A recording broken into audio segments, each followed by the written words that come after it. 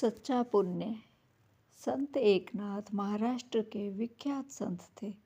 वह स्वभाव से अत्यंत सरल और परोपकारी थे। एक दिन उनके मन में विचार आया कि प्रयाग पहुंचकर त्रिवेणी में स्नान करें और फिर त्रिवेणी से पवित्र जल भरकर रामेश्वरम में चढ़ाएं।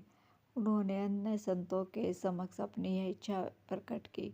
सभी ने हर्ष जताते हुए सामूहिक यात्रा का निर्णय लिया। एकनाथ सभी संतों के साथ प्रयाग पहुँचे। सभी ने त्रिवेणी में स्नान किया। तत्पश्चात अपनी अपनी कावड़ में त्रिवेणी का पवित्र जल भर लिया। पूजा पाठ से निवृत्त हो सब ने भोजन किया, फिर रामेश्वरम की यात्रा पर निकल पड़े। संतों का यह समूह यात्रा के मध्य में ही था कि मार्ग में एक गधा दिखाई दिया। वह प्यास से तड़प रहा था, चल भी नहीं पा रहा था। सभी संतों के मन में दया उपजी, किंतु उनके कावड़ का यह जल ले रामेश्वरम के निमित्त था, इसलिए सब ने मन को कड़ा कर लिया। किंतु एकनाथ से रहा नहीं गया।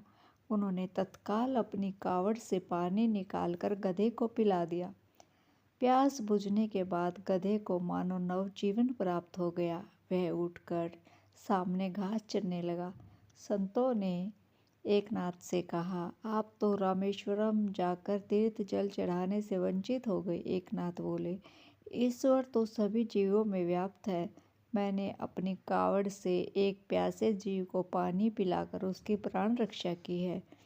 इसी से मुझे रामेश्वरम जाने का पुण्य मिल गया। वस्तुतः धार्मिक विधि विधानों के पालन से बढ़कर मानवीयता का पालन है,